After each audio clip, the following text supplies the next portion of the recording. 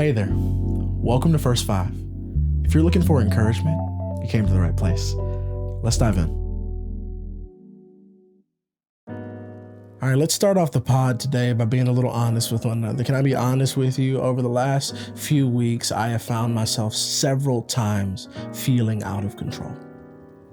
As a matter of fact, I'll say it this way. Over the last few weeks, I have found myself several times losing control, emotionally more than anything else. And I'll tell you what the culprit was. I'll tell you why I feel like it happened is because I was buckling under the pressure and the weight of people's expectations of me and their feelings toward me. I was buckling under the pressure and the weight of people's feelings toward me and expectations of me. And I found myself in this position where I'm losing control emotionally, frankly, because I have lacked self-control. I've lacked the ability to be able to control my own emotions because of being overwhelmed by the emotions of others. Have you ever found yourself in a position like this before? Where your self-control game is at an all-time low because you are under the weight of other people's expectations and emotions towards you, so much so that it affects the way in which you respond. Listen, if that's you today, I want to do my best to relinquish you of that control. Relinquish you of that control. Now, self-control is important to have, but I want to relinquish you from the control of other people's emotions and expectations of you. Now, what that doesn't mean is that you don't have a healthy sense of self-awareness. That doesn't mean that you are unaware of self.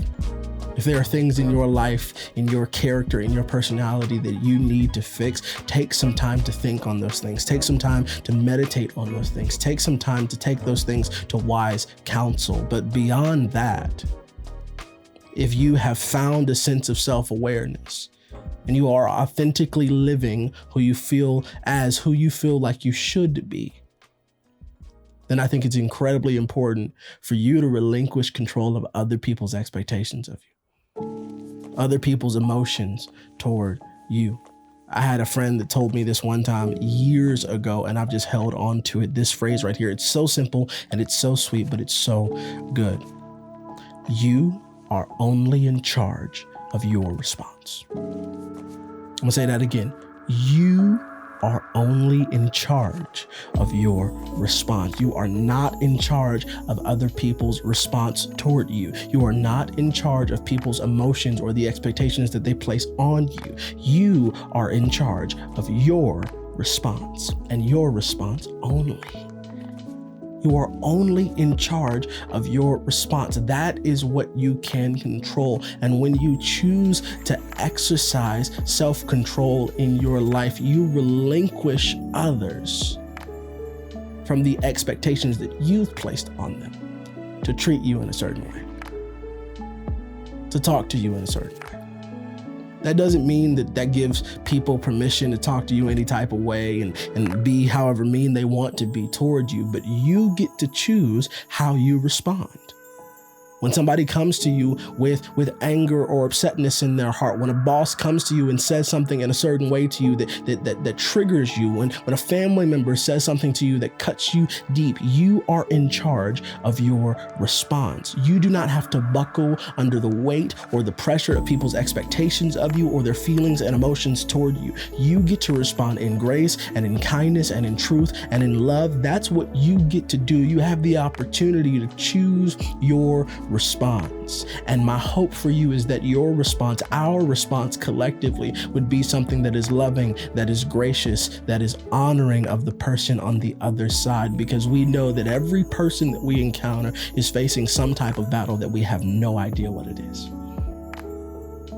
And so if that is the case, if battles are being faced on a daily by all of us, if we are all in this human experience together, trying to make it, trying to journey through life, then it is in our best interest to treat one another with love and kindness and grace and be honoring of one another, even if the other person may not be honoring of you.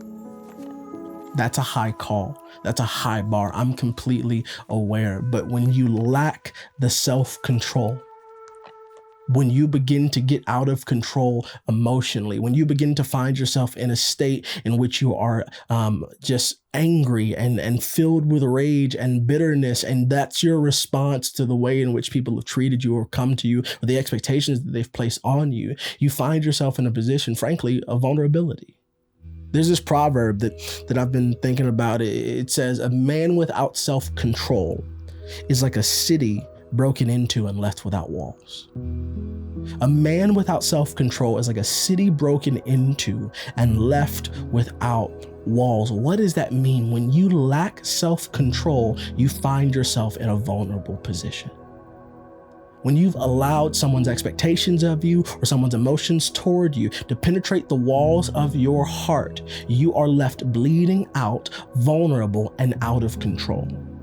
And when you are left in a vulnerable position and when you are left in a position in which you are out of control, you will act outside of your character, outside of who you know you should be. This is why this comes back to this level of healthy self-awareness. You have to be self-aware enough to know when it is time for you to exercise self-control. You have to be self-aware enough to know when it is time for you to exercise self-control. That when someone comes to you in a certain way, in a certain manner, when they feel some type of way, when they're talking to you any type of way, you get to choose your response. You are only in charge of your response, and you get to choose how you respond to them. Will you respond in anger? Will you respond in rage? Will you respond in frustration? Or will you respond in grace? And will you respond in truth? And will you respond in love? There is a choice here in the matter. And far too often over the last few weeks, I have chosen violence. But you don't have to live that way. We don't have to live that way. What does it look like for us today to live a life that is full of self-control, that has relinquished others from the control of needing to control their expectations and controlling their emotions toward us? What does it look like for us to fully embrace self-control and relinquish control of others' emotions and expectations on us? What does it look like for us to be in control of our response? Because that is the only thing that we can control: how we respond, how we react. Just because we're stimulated in a certain way doesn't mean we have to give a negative response. So what does it look like for you and I to live a life today where we're not so easily triggered, where we're not left vulnerable and bleeding out, but that responsibly we would use self-control as a boundary around our heart? Not necessarily a barrier, but a boundary around our heart, so that we can engage in conversation with those we love and those we care about and those we have to coexist with peacefully every single day. What does it look like for you to be in control of your response and your response only? Take some time to think about that today. I'll be thinking about it too, because we're in this journey together. We're walking together, we're learning together, we're growing together, and we're owning our response and relinquishing control of other people's responses. I really hope that encouraged you today. We'll talk soon.